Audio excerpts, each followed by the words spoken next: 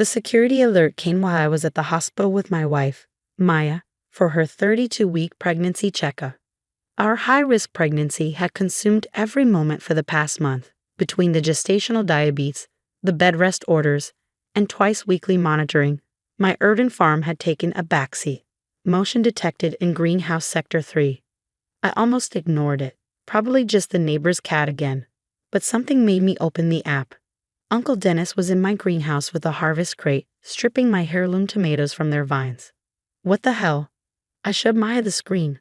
Behind Dennis, I could see 2 more people I didn't recognize, filling industrial-sized containers. Is he taking your Cherokee purples? Maya knew those tomatoes. I've been breeding that particular strain for 5 years, perfecting the flavor profile. Restaurants paid $12 a pound for them. Call him, she urged. Now. But Dennis didn't answer. Neither did Aunt Carol. I tried the greenhouse phone, the landline I kept for emergencies. It rang and rang while I watched them strip plant after plant. Sir? We need to continue the ultrasound, the technician said gently. I need 5 minutes. Please, someone's robbing my farm.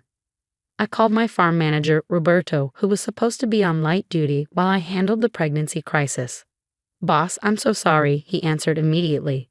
Your uncle showed up this morning with papers. Said you gave him permission to harvest for the market. He had your signature and everything. I never signed anything. I know. I tried to stop him. He threatened to call immigration. Said I had no right to question family. Roberto was documented, had been working with me for 8 years. But the threat alone would have rattled him. Where is he taking everything? Downtown Farmers Market. He's got a whole crew. They've been loading trucks for 3 hours. 3 hours. 3 hours of systematic stripping of my life's work. Roberto, document everything. Take photos, videos. Don't confront them, just document. Already on it, boss. But Jake, they're taking everything. The microgreens, the heirloom peppers, even the experimental squash. The experimental squash. I've been developing a drought-resistant variety for 3 years, working with the state university. Those genetics were irreplaceable. I looked at Maya, pale on the examination table. Go, she said. I'll be fine. Go save our farm. Our farm. Because it wasn't just mine, it was our future, our baby's inheritance, our life's work. The drive from the hospital to the farm usually took 40 minutes. I made it in 25, calling our lawyer on the way. Agricultural theft is serious, Patricia said immediately. If he's selling at a farmer's market without certification, that's fraud. Do you have security footage? 8 cameras worth. Save everything. I'm sending a cease and desist to the market organizers now. What's he selling under? I pulled up the farmer's market vendor app. There he was. Dennis's Fresh Farm, family grown with love since 1962. 1962. The year my grandfather started farming. The grandfather who'd left the land to me, not Dennis, because I was the one who'd stayed, who'd learned, who cared. He's using my grandfather's legacy to sell my produce. Jake, that's trademark infringement on top of theft. This is escalating quickly. I arrived at the farm to find devastation. Rows of carefully tended plants stripped bare. Greenhouses emptied. The hoop houses where I grew specialty greens for high-end restaurants cleared out. Roberto met me with tears in his eyes. I tried, Jake. I really tried. I know, this isn't your fault. Show me everything. The security footage was damning. Dennis arriving at dawn with a rental truck and a crew of 6, using bolt cutters on my locks, systematically harvesting everything ripe and most things that weren't. Rough handling that damaged plants, broke irrigation lines, trampled bed systems I'd spent years perfecting. But the worst was the audio. Dennis, loud and clear, take it all. My nephew's too busy with his wife to handle this properly. Family shares everything. He'll thank me when he sees the profit. He destroyed the mycorrhizal networks. Roberto pointed to the disturbed soil. Ripped out plants instead of cutting. It'll take seasons to repair this damage. I did quick math. At minimum, $5,000 worth of produce headed to market. But the damage to future harvests, the broken systems, the destroyed breeding programs, closer to $50,000. Boss, Roberto hesitated. There's more. He sprayed something before harvesting. Said it was to make things look fresher. My blood went cold. Sprayed what? I don't know, some unmarked tank. But if he sprayed non-certified chemicals on organic produce. I ran to the greenhouse, found the empty tank. No label, but the smell was distinctive. Synthetic pesticide. On my certified organic farm. 5 years of certification, gone in one spray. The farmer's market was in full swing when I arrived with 2 police officers Patricia had arranged.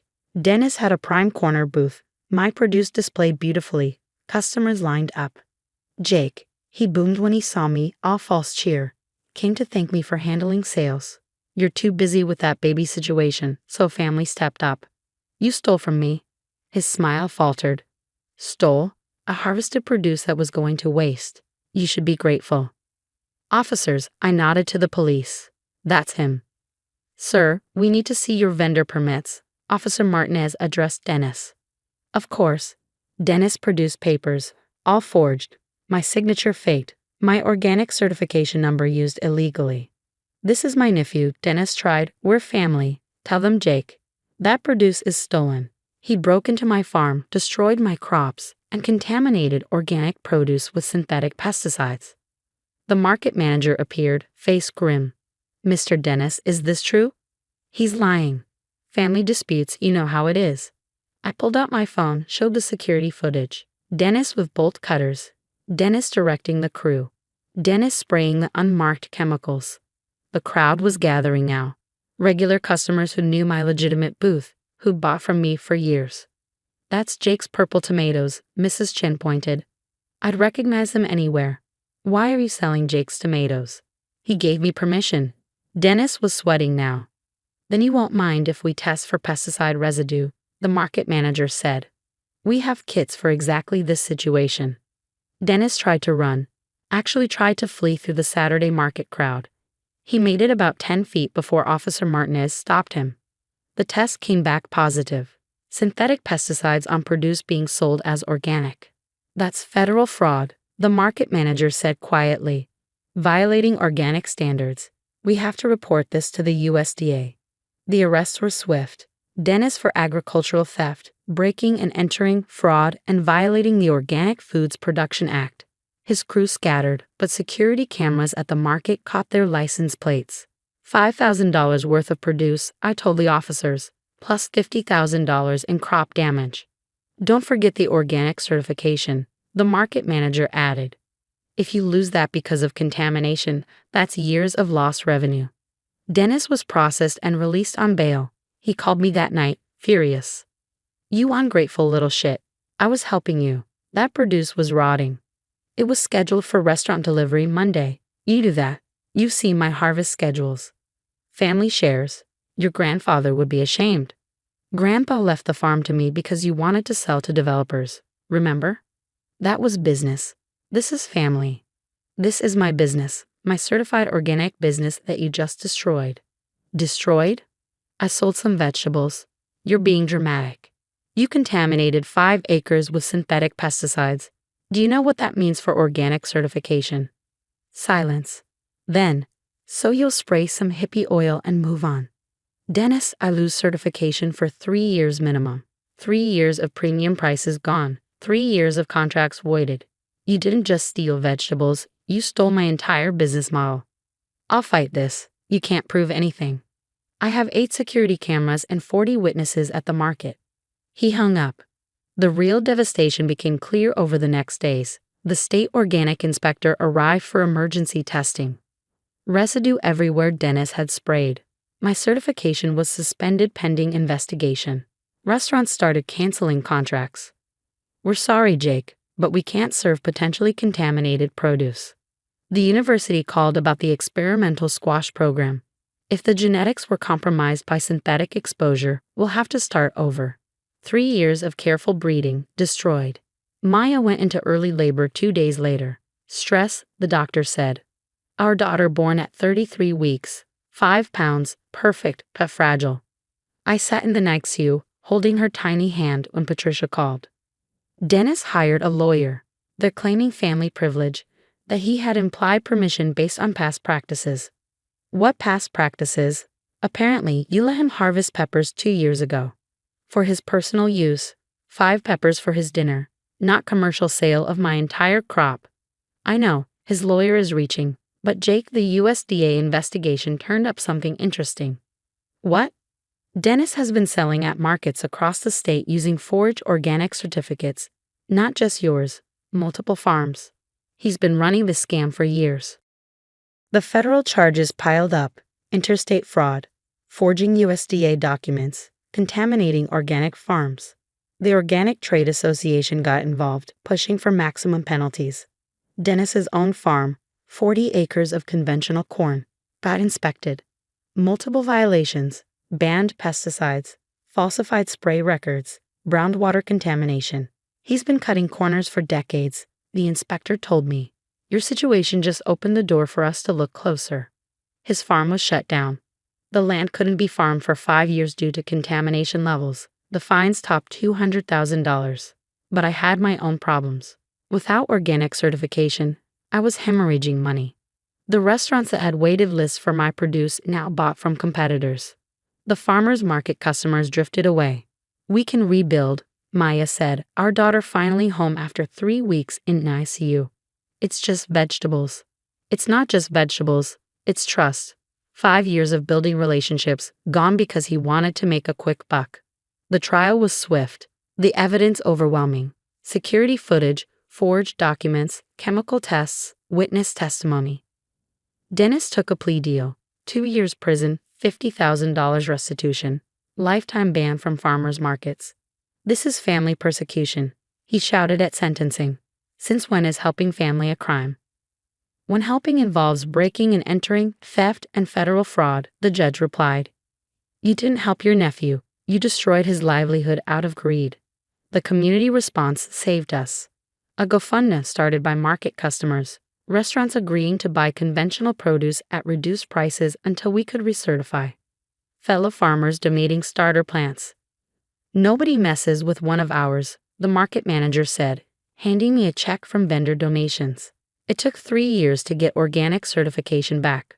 3 years of rebuilding soil biology, reestablishing beneficial insects, proving to inspectors that the contamination was gone.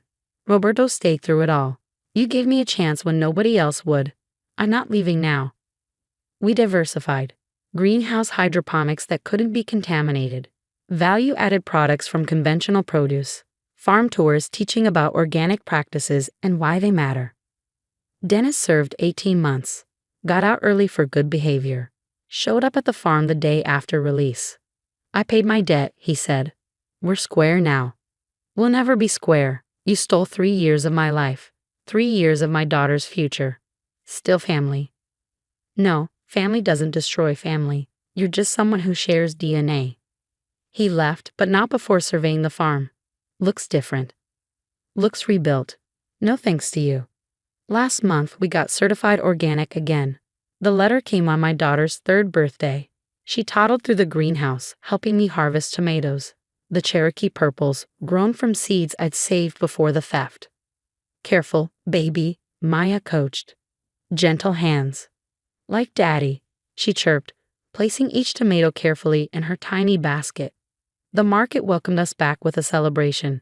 Jake's Authentic Organic, the sign bigger than before. Lines of customers who'd waited 3 years for the real thing. Mrs. Chen bought the first Cherokee Purple. I never found another tomato that tasted like yours. Some things are worth waiting for. Dennis still lives in town, works at a hardware store since he can't farm. Sometimes I see him around, looking older, smaller. He nods. I don't. Roberto says I should forgive. For your own peace, boss. Maybe someday, but not today. Today I'm teaching my daughter the difference between taking and tending, between sharing and stealing, between family and relatives who happen to share your name. Why can't we pick all the tomatoes? She asks, eyeing the green ones. Because they're not ready. Good things take time. We have to wait, be patient, let them grow properly. Like me when I was in the hospital. Exactly like that, sweet girl. She nods solemnly, then spots a butterfly. Childhood attention spans, but she'll learn. About respecting growth. About protecting what you've built. About the difference between helping and taking. And about why we have locks on the greenhouse doors. Because family shares everything. No, family respects everything. And those who don't aren't family anymore. They're just cautionary tales with familiar faces.